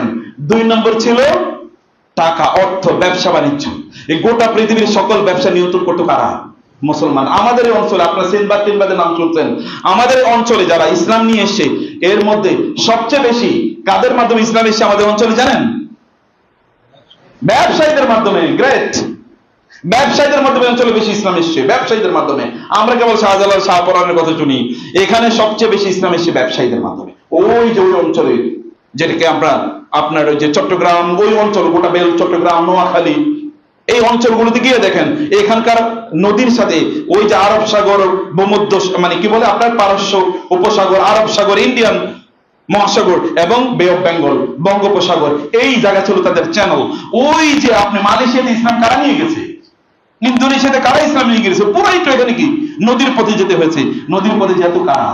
ব্যবসায়ীরা যেত নদীর পথে, পণ্যগুলো তারা নদীর পথে তারা নিয়ে যেত। ওইখানকার পণ্য এখানে যেত, আরবের পণ্য এখানে, এখানকার পণ্য এখানে। ব্যবসা করেন, আপনার টাকা হলে ইসলামের কাজে লাগবে, মুসলমানদের কাজে লাগবে, দিনের কাজে লাগবে। খারাপ লোকের টাকা হলে ওগুলো জুয়ার খেলায় ওরা ব্যবহার করবে, ওরা সিনেমা বানানোর জন্য ব্যবহার করবে, ওরা মদ, মাদক দ্রব্য ইত্যাদি সেবনের জন্য তারা ব্যবহার করবে। ভালো মানুষের টাকা হলে দিনই কাজে লাগবে। অতএব আপনাদের টাকা দরকার। গোটা পৃথিবী জুড়ে লক্ষ লক্ষ কোটি কোটি মসজিদ কারা নির্মাণ করেছে বলেন তো? চাকরিজীবীরা নির্মাণ করেছে? কথা বুঝেন নাই? কারা নির্মাণ করেছে? ব্যবসায়ীরা। চাকরিজীবীরা এমনি সীমিত। আমি চাকরিকে নিষিদ্ধ করছি না, আমি বলছি যেটা করেন আপনারা, আপনাদের সন্তানদের জন্য একটা দিনের জন্য ওদের নষ্ট না হয়, একটা দিনের জন্য নষ্ট, ওদেরকে এই জায়গা ঢুকিয়ে দেন। কারণ আল্লাহ সুবহানাহু ওয়া তাআলা এটাকে এনকারেজ করেছেন। এবং যারা ব্যবসায়ী তাদের মর্যাদার ব্যাপারে কোরআন এবং হাদিসে বহু আলোচনা এসে, আমি সেই জায়গায় যাচ্ছি না। আমি বলছি প্রিয় ভাই, এটা 2 নম্বর কাজ। অতএব আপনাদের সন্তানদের ব্যাপারে প্ল্যান করেন। তাকে কি করবেন? একটা ডিগ্রি ও ধুয়ে ধুয়ে খাবে না। কিছু সময় দেখেছেন আপনারা ওই যে সার্টিফিকেট সব ছিঁড়ে ফেলতেছে। এখন এরকম লক্ষ লক্ষ লোক আছে, সার্টিফিকেট কোনো কাজে লাগে না, কোনো কাজে লাগে না তার সার্টিফিকেট। কি কাজে লাগবে সার্টিফিকেট? সার্টিফিকেট তো কোনো এক সময় মুসলমানদের ছিল না। যখন মুসলিমরা বড় বড় বিজ্ঞানী ছিলেন তখন কোন সার্টিফিকেট, কে সার্টিফিকেট দিয়েছে? সার্টিফিকেটের প্রয়োজন নাই। এখনো এরকম বহু বিদ্যান আছে, আপনি কি জানেন আমার সার্টিফিকেট কি? কিছুই জানেন না। আপনি জানেন মুসলিমের সার্টিফিকেট কি? কিছুই জানেন না। বাংলাদেশের বড় বড় শেখরা যারা আছে, কার কি সার্টিফিকেট? কিছুই জানেন না।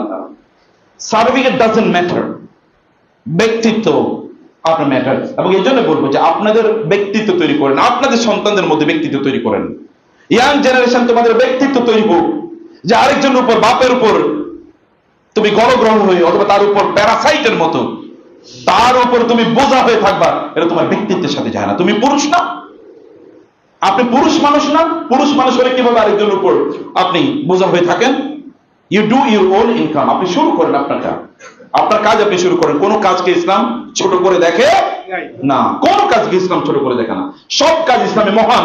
রাসূলুল্লাহ সাল্লাল্লাহু আলাইহি ওয়াসাল্লাম এর সামনে একজন সাহাবী খুবই তিনি হম্পদম্ব মানে প্রচুর এনার্জি দিয়ে তিনি কাজ করছিলেন। আরেকদল সাহাবী বলেন আহা, একদল সাহাবী বলেন এই লোকটা যদি লাউ কানা হাযা ফি সাবিলিল্লাহ কানা খায়রান, আহা এই লোকটা যদি আল্লাহর রাস্তায় জিহাদ করতো তাহলে কি ভালো হতো। রাসূলুল্লাহ বলেন তোমরা আল্লাহর রাস্তায় জিহাদ বলতে কি বোঝাচ্ছ? বলে এই যে যুদ্ধের ময়দানে শত্রুদের বিরুদ্ধে যুদ্ধ করতেন তাহলে কি ভালো হতো, এত শক্তিশালী মানুষ।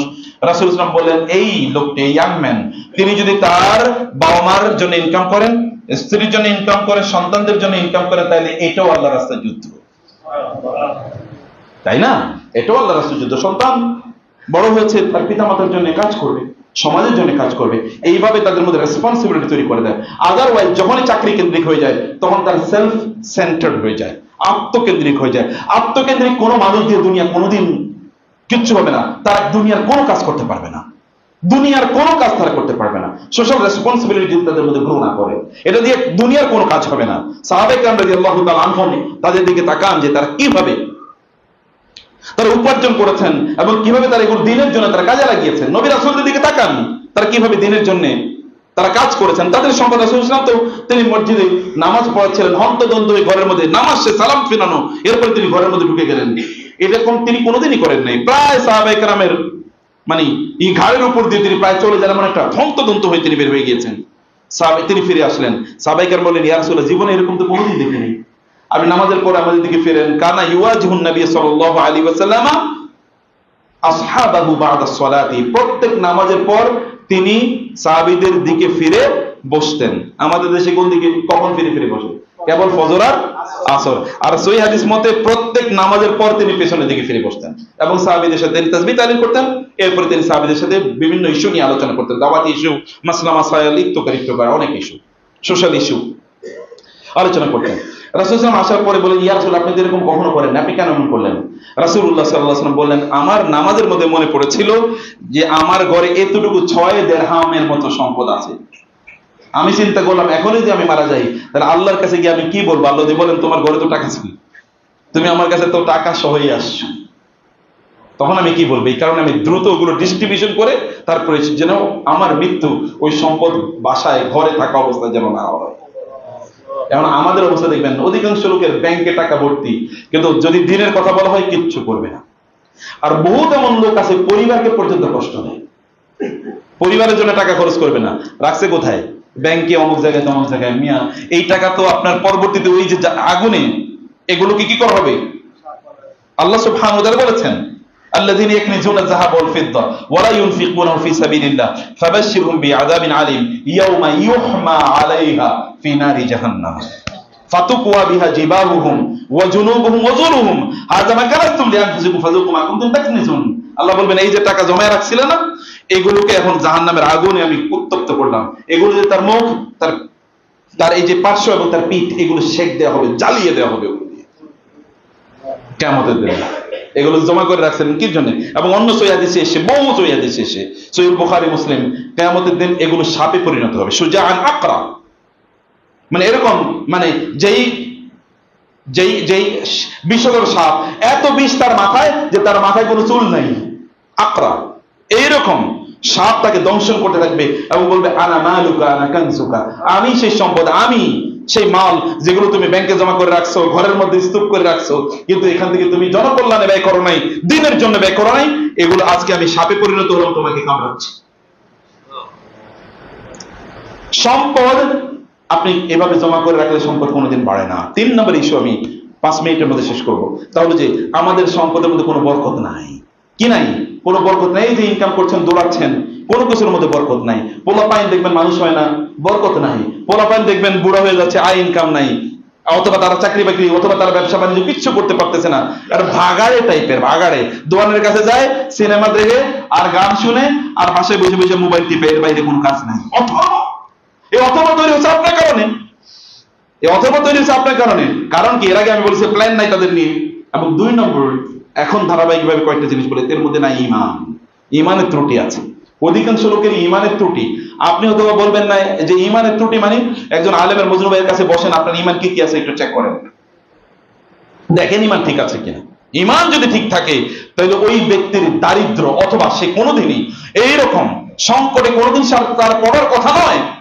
আল্লাহ সুবহানাহু ওয়া তাআলা বলেছেন ওয়ালাউ আন্না আহলাল কুরআ আমানু ওয়াত্তাকাউ লাফাতাহনা আলাইহিম বারাকাতিম মিনাস সামাই ওয়াল আরদ, জমিনবাসী যদি তারা সত্যিকার অর্থে ঈমান আনতো তাহলে আল্লাহ তাআলা বলছেন আসমান এবং জমিনের বরকতগুলো তাদের জন্য উন্মুক্ত করে দিতে হবে। আপনার কত বরকত দরকার, সে কারণে আপনাকে ঈমান আনতে হবে, আপনাকে ঈমান আনতে হবে। একজন বিখ্যাত তাবিঈ, তার নাম হচ্ছে আল-আসম, তিনি তার 7 জন কন্যা সন্তান, কয়জন কন্যা সন্তান? 7 জন। এই কন্যা সন্তানকে রেখে তিনি একবার বলে আমি একটু জ্ঞান অর্জনের সফরে যাব এবং আমি এর মধ্যে উমরা করে আসব। তো তার স্ত্রী এবং অন্য সন্তানরা বললেন বাবা তো বাসায় তো খাবার নাই, তুমি যদি যাও তাহলে আমাদের হবে কি? এর মধ্যে এক সন্তান, তার বয়স, কন্যা সন্তান বয়স 10 বা 12, বললেন আমরা আল্লাহর উপর তাওয়াক্কুল করি, আল্লাহ সুবহানাহু ওয়া তাআলা দেবেন। মেয়ের কথায় আশ্চর্য তিনি চলে গেলেন। রাতের বেলা ওখানে তাদের ঘরের দরজায় টোকা দিল, একজন এসে টোকা দিল, দেখা গেল প্রায় কয়েকশো সেখানে সেনাবাহিনী সৈন্য। তোমরা কারা? বলছে আমরা আবু জাফর আল মানসুরের লোক। কেন এসে বলে আমরা এই দিক দিয়ে যাচ্ছিলাম, আমাদের পানি লাগবে, আমাদের সৈন্যদের পানি শেষ হয়ে গেছে, একটু পানি দিতে পারবা? বলেছে ঠিক আছে, আমাদের শুধু পানি আছে আর কিছু নাই বাসায়। বলেছে ঠিক আছে পানি নিয়ে যাও, পানি দাও। পানি দেওয়ার পর বলা এই বাসাটা কার? বলছে ওই যে ওই অমুক আল-আসম অমুকের। বলে যে আমাদের বিজ্ঞান যে জ্ঞানী আমাদের এই অঞ্চলের সবচেয়ে বড় আপনার আলেম ওনার। বলে হ্যাঁ, তো উনি কই? বলে উনি তো চলে গেছে ইয়েতে, ওমরা চলে গেছে এবং দিনী সফরে উনি গেছেন। বলেছে ঠিক আছে, উনি যেহেতু গেছেন তাহলে তোমাদের একটু খোঁজ খবর নেওয়া লাগে। তিনি বললেন যে তার আপনি আবু জাফর আল মানসুর যে আমার কাছে কয়েকশো দিরহাম আছে, দিনার আছে, দিনার মানে স্বর্ণ মুদ্রা, আমি এগুলো দিয়ে দিলাম, এই সৈন্যরা তোমাদের যার যা আছে দিয়ে দাও। তো এগুলোর মধ্যে কয়েক হাজার হয়ে গেছে। দেয়ার মালিক কে? আল্লাহ সুবহানাহু ওয়া তাআলা। দেয়ার জন্য কোনো উপলক্ষ লাগে না, তিনি চাইবেন, কিন্তু আপনার তার উপর তাওয়াক্কুল করতে হয়। ওয়ামাই ইয়াত্তাকিল্লাহ ইয়াজআল লাহু মাখরাজা ওয়ামাই ইয়াতাওয়াক্কাল আলাল্লাহি ফাহুয়া হাসবুহু। কেউ যদি আল্লাহর উপর নির্ভর করে, আল্লাহ তাআলা তার জন্য কি যথেষ্ট। আল্লাহর উপর নির্ভরতার অবস্থাটা কি? আল্লাহর উপর কতটুকু আপনি তাওয়াক্কুল করতে পারছেন, নির্ভর করতে পারছেন, এটা দেখার বিষয় আছে। তাকওয়া অবলম্বন করা, সত্যিকার অর্থে আপনি আল্লাহ সুবহানাহু ওয়া তাআলা ভয় পান কিনা। যেমন আপনার তো এখন ইনকাম নাই, আপনি হাউতাস করছেন, এখন হালাল আর হারাম বাছেন না। এলাকায় যেমন দেখবেন বহুত লোক তারা ব্যবসা বাণিজ্য যারা করে হারাম জিনিসও বেচে, চাকরি বাকরি করে হারাম ইনকামও তারা করে, কোনো বাজ বিচার নাই। আমিনাল হালালি আও মিনাল হারাম, হালাল নাকি হারাম কোনোটার দিকে কোনো বাজ বিচার নাই। এই সকল কাজ, এমনকি তাদের মধ্যে নৈতিকতা নাই, আদর্শ তাদের মধ্যে নাই, নৈতিকতা তাদের মধ্যে নেই, কোনো কিছুই তার মধ্যে নাই। এমনকি চোখটা হেফাজত করে যে পোলাপানি চাকরি হয় না। I guarantee you, you couldn't control your eyes. If you can control your eyes, you will get sustenance and provision from Allah subhanahu wa ta'ala in abundance. চোখটাকে নিয়ন্ত্রণ করো যুবকরা, যুবতীরা, দেখো আল্লাহ তাআলা ঢেলে দেবেন তোমাদের উপর আল্লাহর বরকত। নিউ ইয়র্কের গল্প শুনছিলাম আমি, এবং বাস্তব গল্প যিনি শুনেছেন, যিনি দেখেছেন, তিনি আমাকে বলেছেন, বড় একজন ইসলাম, বড় একজন শেখ, তিনি বলেছেন মরক্কোর এক লোক, তিনি গেছেন নিউ ইয়র্কে এবং এখানে গিয়ে তিনি চাকরি করবেন। একটা অফিসে তার চাকরি হলো। তো একদিন ওই অফিসে ঢোকার জন্য তিনি লিফটে ওঠেন।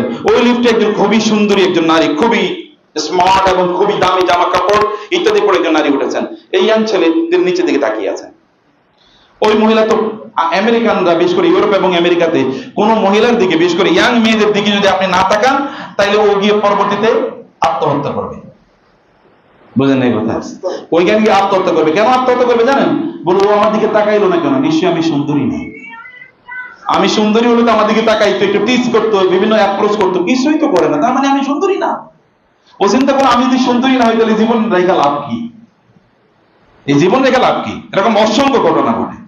এই মহিলা তো খুবই, এই তুমি কি? আমি অমর। তুমি আমার দিকে তাকালে না কেন? আমি কি সুন্দরী না? আমি কি দেখতে ভালো না? তুমি আমার দিকে কেন তাকালে না? তিনি বলছেন যে না, আমি তাকাতে পারছি না, তো আমার জন্য এটা নিষিদ্ধ। কে নিষিদ্ধ করেছে? আল্লাহ। আল্লাহকে? সে তো খ্রিস্টান। আল্লাহকে, মানে একজন যিনি সৃষ্টি করতে তিনি। ও এটা কেমন? বলছে কোন নারীর দিকে যিনি আমার স্ত্রী না অথবা যিনি আমার মাহরাম না, এরকম কোন নারীর দিকে তাকানো আমার জন্য নিষিদ্ধ, এই কারণে আমি তো আপনার দিকে তাকাতে পারছি না, এবং নিচের দিকে তাকিয়ে কথা বলতেছি। এবং ঘটনার চক্রে ওই একই ফ্লোরে দুজন গিয়ে নামে আছেন। ইনি যে ওই অফিসের বস, এই মহিলা এই ছেলে, ইয়াং ছেলে জানে না, আবার ওই মহিলা জানে না যে তার অফিসে সে চাকরি করে, কারণ বিশাল বড় ইন্ডাস্ট্রি, এখানে কে চাকরি করে কে করে না সব তো তার নজরদারিতে নাই। তো বলে তুমি এখানে নেমেছো, আমি এই অফিসে চাকরি করি, আমি তো এই অফিসের বস, আমি তো এটা মালিক। কয়েকদিন পরে তিনি ওই ছেলেকে ডাকলেন, তার মাথায় ঢুকে গেল একটা ছেলে একজন নারীর দিকে তাকায় না, আমার তো এরকম একটা ছেলে দরকার, আমার তো এরকম একটা ছেলে দরকার। এই মহিলার স্বামী মারা গেছে, প্রচুর বিশাল সম্পদের মালিক। তিনি এবার ছেলেকে ডাকলেন, বললেন আমি তোমাকে বিয়ে করতে চাই। পাই তো কয়েকশো ডলার মাসে বেতন, এখন সে লাখ লাখ ডলারের মালিক। আল্লাহ রাসূলের কথা চিন্তা করে দেখেন তো, খাদিজাতুল কুবরা রাদিয়াল্লাহু তাআলার সাথে বিয়ের ঘটনা চিন্তা করেন। খাদিজা রাদিয়াল্লাহু তাআলা আনহা মক্কার সবচেয়ে ধনী নারী, সবচেয়ে সম্ভ্রান্ত নারী, কোনো অভাব নাই সম্পদের। কত লোকের আগে তাকে বিয়ে করার প্রস্তাব দিয়েছে, কিন্তু তিনি রাজি হন না, কারণ জানে যে কেউ বর্ণনা তার সমকক্ষ না, অথবা বিয়ে করতে চায় তার টাকা পয়সা, এরকম বিভিন্ন কারণে তিনি পাচ্ছেন না, এবং তার সমকক্ষ ওই পার্সোনালিটি রাখে এরকম কাউকে তিনি পান না। মুহাম্মদ সাল্লাল্লাহু আলাইহি ওয়াসাল্লামকে 25 বছর বয়স তার, তিনি তাকে পাঠালেন রাসূলুল্লাহ সাল্লাল্লাহু আলাইহি ওয়াসাল্লামকে তার ব্যবসার একটা প্রতিনিধি দল সহকারে।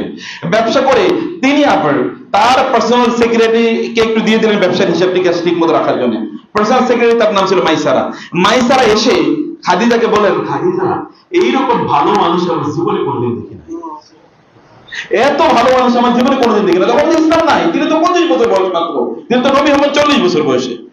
খাদিজা বলেন এরকম পার্সোনালিটি, এরকম সততা, এরকম নৈতিকতার একটা লোক আমি খুঁজতেছি দীর্ঘদিন বয়স পর্যন্ত। খাদিজার বয়স 40, রাসূল সাল্লাল্লাহু আলাইহি ওয়াসাল্লামের বয়স কত? 25। খাদিজা তাকে প্রস্তাব দিলেন, এই যে নারীর কথা বললাম, খাদিজা ওই নারীর মতোই, খাদিজা তাকে প্রস্তাব দিলেন আমি মুহাম্মদকে বিয়ে করতে চাই। এবং রাসূল সাল্লাল্লাহু আলাইহি ওয়াসাল্লাম এতদিন তার কিচ্ছু নাই, তার তো কোনো টাকা পয়সা নেই, তার বাপ কিছুই রেখে যায় নাই। এরপরে তিনি কি আরবের মক্কার সবচেয়ে ধনী মানুষে পরিণত হয়েছেন। যুবকরা নিজকে কন্ট্রোল করুন, তাকওয়া অবলম্বন করুন। দান সাদাকা, লাস্ট আমি 1-2টা কথা বলি শেষ করেছি। দান সাদাকা করুন, দান করলে আল্লাহ তাআলা সম্পদ বাড়িয়ে দেন। আল্লাহ বলেছেন, আল্লাহর প্রতি আপনার বিশ্বাস নাই, ঈমান তো আগেই বলছি, ঈমান থাকলে তো আল্লাহ বাড়িয়ে দেবেন। দান করুন, যতটুকু তার থেকে দান করুন, কারণ আপনি যে দান করেন এর বিপরীতে কোন একটা জায়গায় আল্লাহ সুবহানাহু ওয়া তাআলা তার জন্য 700 গুণ বেশি অপেক্ষা করে রাখতেছেন আপনার জন্য। করছেন এক, আল্লাহ তাআলা 700 গুণ ওইখানে রেখে দিয়েছেন, আপনি জানেন না কোথায় আছে। বিশ্বাস নাই দেখে আপনি পান না, আপনাদের বিশ্বাস রাখতে হবে, আস্থা রাখতে হবে, কারণ এটা আল্লাহ ওয়াদা। আল জাযাউ মিন জিনসিল আমাল, মানে হচ্ছে আপনি যা করবেন বিপরীতে আপনি তাই পাবেন। আপনি জুলুম করলে জুলুমের শিকার হবেন, আর ইনফাক্ট দান করলে দানের শিকার হবেন। কারো যদি রহমত করেন তাহলে রহমত পাবেন। আপনি যা করেন তাই you will be treated as you treat others. আপনি মানুষের সাথে তেমন আচরণ করুন যেমন আচরণ আপনি পেতে চান, অথবা আপনি যা করবেন আপনি তাই পাবেন। এটা কোরআন এবং সুন্নাহর নির্দেশ বক্তব্য। এটা করতে হবে আপনাকে, দান সাদাকা করতে হবে, অনেক বেশি ইস্তেগফার করতে হবে, রাসূলের উপর দুরূদ পড়তে হবে, আত্মীয়স্বজনের জন্য ব্যয় করতে হবে। ব্যয় করে দেখেন আল্লাহ তাআলা কেমনে বারাকা প্রদান করে। ব্যয় করে দেখুন আত্মীয়স্বজনের জন্য, এবং দ্বীনের জন্য কাজ করুন। প্রিয় ভাইরা, দ্বীনের পথে কিছু সময় ব্যয় করুন, কারণ দ্বীনের জন্য দৌড়ানোর জন্য আমরা কি বলেছিলাম, সব ফেলে দিয়ে দ্বীনের জন্য দৌড়াতে হয়। যদি আল্লাহ তাআলা দেখেন আপনি দ্বীনের জন্য দৌড়াচ্ছেন, তখন আল্লাহ সুবহানাহু ওয়া তাআলা আপনার দুনিয়ার দৌড় কমিয়ে দিয়ে দুনিয়াতে আপনাকে এত পরিমাণ আপনাকে প্রদান করবেন যে আপনার দৌড়াদৌড়ি লাগবে না। এটা তিনি দিতে পারেন কিনা? দিতে পারেন। মহান আল্লাহ সুবহানাহু ওয়া তাআলা আমাদেরকে সত্যিকার অর্থে এভাবেই আমাদের জীবনটা পরিচালনা করে তৌফিক দান করুন। আল্লাহুম্মা আমিন। আকুলু কওলি হাযা ওয়া আস্তাগফিরুল্লাহ লি ওয়া লাকুম ওয়া লিসাইরিল মুসলিমিন ফাস্তাগফিরু ইন্নাহু হুয়াল গফুরুর রহিম।